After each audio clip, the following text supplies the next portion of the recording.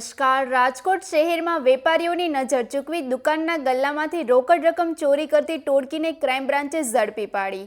આરોપીઓ શહેરની અલગ અલગ દુકાનોમાં ગ્રાહક બની પ્રવેશતા અને વેપારીઓને વાતોમાં ભટકાવી ગલ્લામાંથી રૂપિયા ચોરી કરી ફરાર થઈ જતા. વધુ સમાચાર માટે જોડાયેલા રહો આરપી ગુજરાત ન્યૂઝ રાજકોટ.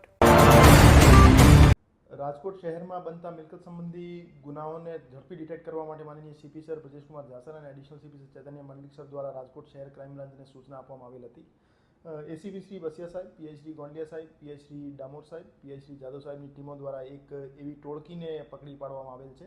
જે ટોળકી સિનિયર સિટીઝન જે દુકાનો ઉપર બેસતા હોય છે એના પાસે જાય છે અને કોઈ ચીજ વસ્તુ લેવાના બહાને એમને દુકાનના અંદર મોકલે અને પછી એમની નજર ચૂકવીને ગલ્લામાંથી પૈસા કાઢી લે છે.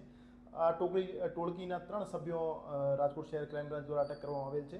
જેમાં મુખ્ય આરોપી વિકીભાઈ વેલજીભાઈ શેખલિયા જે ગારિયાધાર ભાવનગરના રહેવાસી છે. એમની સાથે 2 સગીર વયના જે બાળ કિશોર છે એમને પણ ધરપકડ કરવામાં આવેલ છે અને એમની પાસેથી 2,58,000 રોકડ અને એક વેન્યુ કાર કબજે કરવામાં આવેલ છે.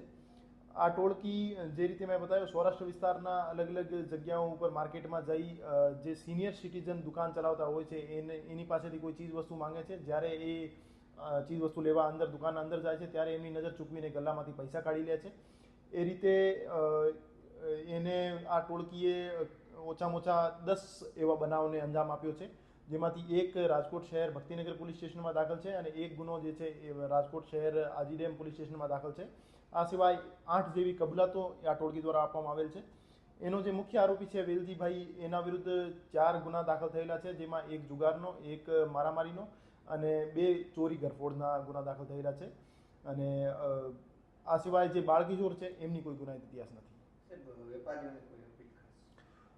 હું તમામ રાજકોટ શહેરના વ્યાપારી અને ખાસ તौर ઉપર સિનિયર સિટીઝન જે દુકાન ઉપર બેસતા હોય છે એમને હું અપીલ કરવા માંગુ છું કે જ્યારે પણ કોઈ એવા 3-4 માણસો તમને એકલા જોઈને દુકાન ઉપર આવીને ચીજ વસ્તુ લેવાના બહાને તમને ડાયવર્ટ કરવાની કોશિશ કરે ત્યારે તમે ગલ્લો છોડીને ગલ્લો મૂકીને પોતે અંદર સામાન લેવા માટે ના જાઓ. તમારા કોઈ એસિસ્ટન્ટ હોય, માણસ હોય એમને મોકલો.